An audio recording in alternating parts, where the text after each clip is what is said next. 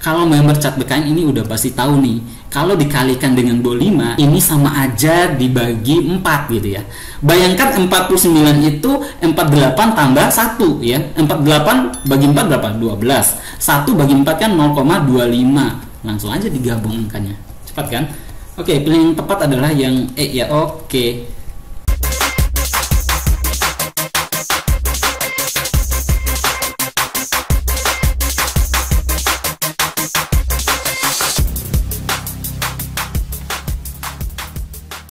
Konsep persatuan dan kesatuan bagi bangsa Indonesia adalah mutlak dilakukan dan dipertahankan. Hal demikian dimaksudkan karena A. Tujuan hidup bagi bangsa Indonesia, B. Banyaknya masyarakat Indonesia, C. Keberadaan negara kepulauan, D. Sebagai sumber daya bangsa Indonesia, E. Wilayah strategis Indonesia. Oke.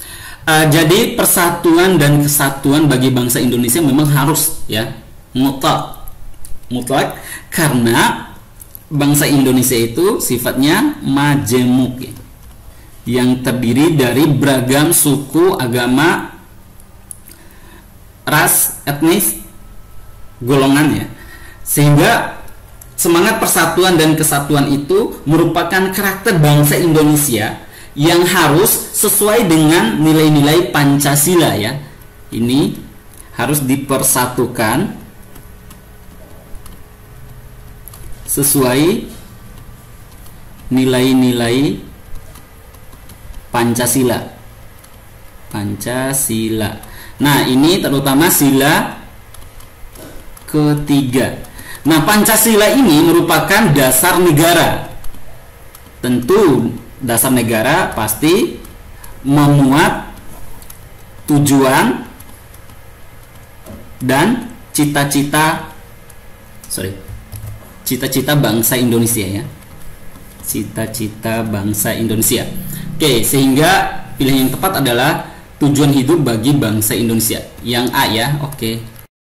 Pemahaman terhadap keberagaman Indonesia sekarang ini mulai mengalami pergeseran. Bahkan nilai dalam Pancasila dianggap lagi tidak relevan. Faktor penyebab pergeseran pemahaman keberagaman tersebut dikarenakan A. Arus informasi dan komunikasi yang berkembang cepat, B. Kebijakan yang tidak pro rakyat, C. Pengaruh pendidikan tinggi, D. Keterbukaan sarana transportasi ke luar negeri, E. Budaya asing lebih diminati oleh generasi muda. Oke, yang mungkin adalah yang A sama E ya. Cuma yang E ini yang dikatakan budaya asing lebih diminati oleh generasi muda. Nah, pertanyaannya gimana caranya budaya asing itu mengalami transformasi ke bangsa Indonesia ya, terutama bisa dikenal oleh generasi muda tentu melalui arus komunikasi dan informasi ya, adanya komunikasi dan informasi sehingga generasi kita bisa mengenal budaya asing ya. Jadi penyebabnya adalah adanya arus komunikasi dan informasi yang berkembang cepat ya, bahkan tak terbendung, bahkan negara tidak bisa membatasi. Memang pada bagian-bagian tertentu negara bisa membatasi, tapi nggak bisa terlalu jauh ya. Nah, jadi yang diperlukan di sini adalah memperkuat jati diri ya. Perkuat jati diri. Ini jawabannya yang A ya. Memperkuat jati diri dengan memahami nilai-nilai Pancasila ya. Oke, sehingga pilihan yang tepat yang A ya. Oke, yang A. Jaminan atas hak asasi manusia terhadap anak untuk mendapatkan keberlangsungan hidup, tumbuh dan berkembang, serta mendapat perlindungan dari kekerasan dan diskriminasi terdapat pada pasal mana nih? Oke, kalau pasal 28 ini pada ini berkaitan dengan kemerdekaan berserikat ya, ini kemerdekaan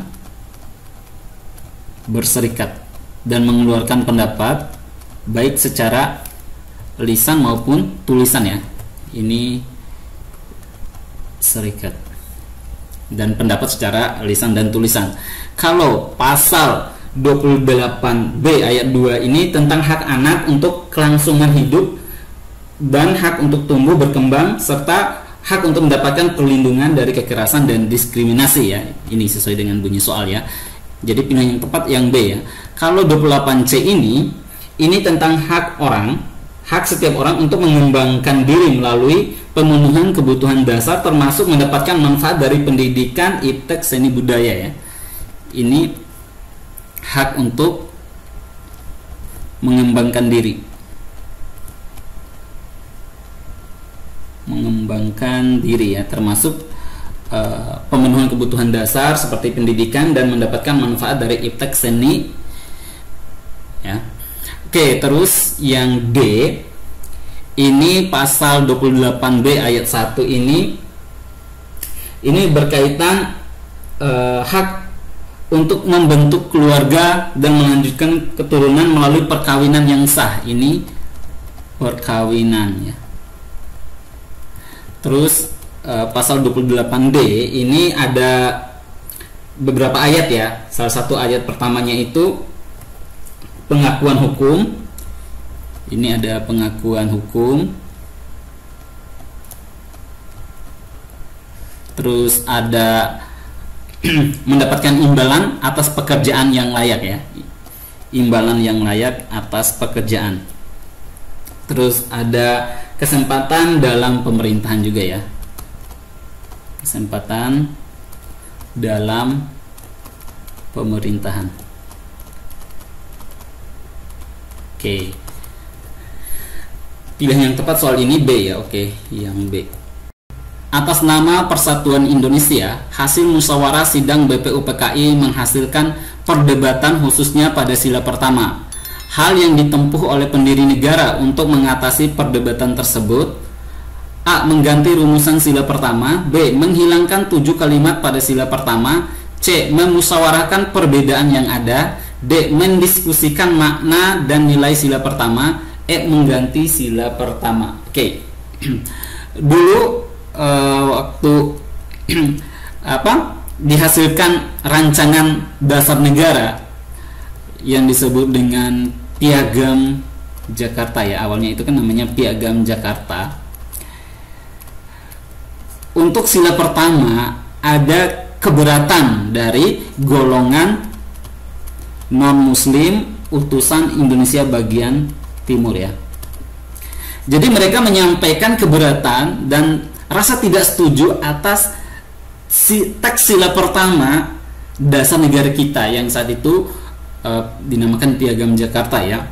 Dan mereka mengatakan akan memisah keluar dari NKRI bila tidak ada perbaikan dari penyesuaian dari sila pertama dasar negara waktu itu ya. Oke. Jadi hal itu hal yang wajar ya, karena bagaimanapun memang perjuangan bangsa Indonesia memang yang memainkan itu adalah kebanyakan umat muslim, tokoh-tokoh Islam. Namun kita nggak boleh menutup mata, ada juga tokoh non muslim yang ikut berkontribusi, dan semuanya itu adalah bagian dari bangsa Indonesia ya. Nah, atas perbedaan itu maka para founding fathers itu menghilangkan 7 kalimat pada sila pertama sehingga menjadi ketuhanan yang Maha Esa ya. Kalau dulu kan ada lanjutannya dengan kewajiban menjalankan syariat Islam bagi pemeluknya ya. Nah, 7 kalimat itu dihilangkan ya, sehingga pilihan yang tepat adalah yang B ya. Oke. 3, 6, 10, 12, 24, 24, 45 berapa lagi? Oke, pilihannya 42, 44, 46, 48, 52. Kita tulis ulang ya biar kelihatan. 3, 6, 10, 12, 24, 24, 45 dan berapa lagi?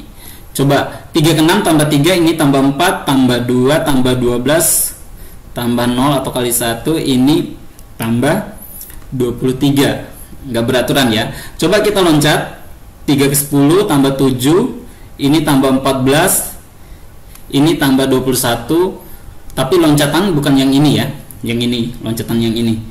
6 ke 12 ini ditambah 6, 12 ke 24 ini ditambah 12. Coba lihat, tambah 6 tambah 12 berarti ditambah kelipatan 6 ya. 18 ya. Kan kelipatan 1 dari 6 kan 6, kelipatan 2 kalinya 6 itu kan 12, 3 kalinya 18. 24 tambah 18 berapa? 42. Coba lihat di sini ada 42. Coba kalau kemungkinan lain nih, 6 ke 12 ini dikali 2, 12 ke 24 ini dikali 2, 24 kali 2 48. Ada nih 48. Nah, mana jawabannya tuh yang mana?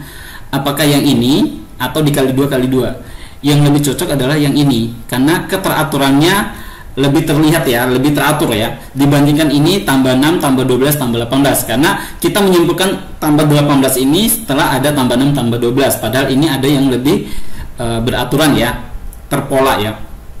Oke, harusnya yang ini ya. Kecuali nggak ada yang kali 2 ini, kita alternatifnya pakai yang tambah 6 tambah 12 ya. Nah, kalau yang ini tambah 7, ini tambah 14, ini tambah 21. Nah, selanjutnya harusnya ditambah berapa? Nah, ini baru kelihatan udah ada 3 kan? Kelipatan 7, berarti selanjutnya harusnya ditambah kelipatan 7 selanjutnya itu adalah 28 ya. 45 tambah 28 berapa? 73. Tapi yang ditanyakan yang ini ya, sampai di sini aja. Oke. Jadi bukan yang ditambah 6 tambah 12 tambah 18 ya, tapi dikali 2 dikali 2. Beda sama yang ini. Ini udah tambah 7 tambah 14 tambah 21. Berarti di sini udah ada 3 ya. Penambahan kelipatan dari 7 ya. Maka ini bisa kita simpulkan selanjutnya ditambahin 73 kalau ada lanjutannya ya. Oke, pilihan yang tepat adalah yang D. Dalam suatu pesta, banyak tamu yang hadir adalah 50. Jika para tamu saling bersalaman, maka banyaknya salaman yang terjadi adalah, oke, ini pilihannya 875, 975, 1025, 1115, 1225. Oke. Ada yang mengerjakan soal ini dengan metode kombinasi. Kalau kombinasi itu terlalu ribet ya. Kombinasi itu terlalu konsep matematis banget deh.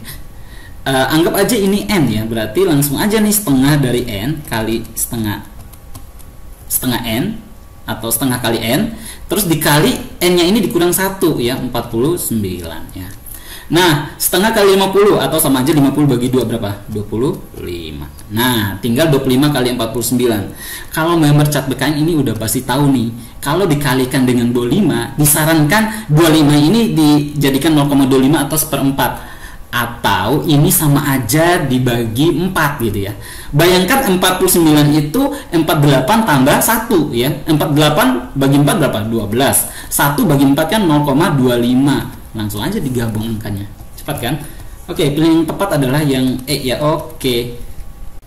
Pada saat membuat laporan pertanggungjawaban, Anda menemukan kelebihan uang yang luput dari perhitungan awal. Apa yang akan Anda lakukan dengan uang tersebut? A. Segera melaporkan kepada atasan. B. Diam saja dan menyimpan uang tersebut. Ini nggak boleh ya. Ini pasti paling buruk ya. 1 atau 2 ini ya poinnya. C. Membuat ulang laporan dengan lebih teliti. D. Menceritakan kepada rekan terdekat dan meminta pendapatnya. E. Bekerja sama dengan rekan untuk merahasiakan hal tersebut. Ini 2 ya. Oke, ini soal yang berkaitan dengan profesionalisme dalam bekerja ya. Ini kita menemukan sesuatu yang tidak beres ya. Tidak beres. Tapi ketidakberesan yang kita lihat bisa saja kita keliru dalam membaca ya. Dalam hal ini laporan keuangan. Harusnya kita cek kembali ya. Dicek kembali. Nah, jadi pilihan yang paling tepat itu adalah membuat ulang laporan dengan lebih teliti. Memang bisa terjadi kelebihan uang yang kita lihat itu sebenarnya kesalahan dalam berhitung aja ya, dalam menghitung ya, mengkalkulasikan, apalah istilah dalam akuntansi itu ya. Oke, ini yang C ya, poinnya yang 5.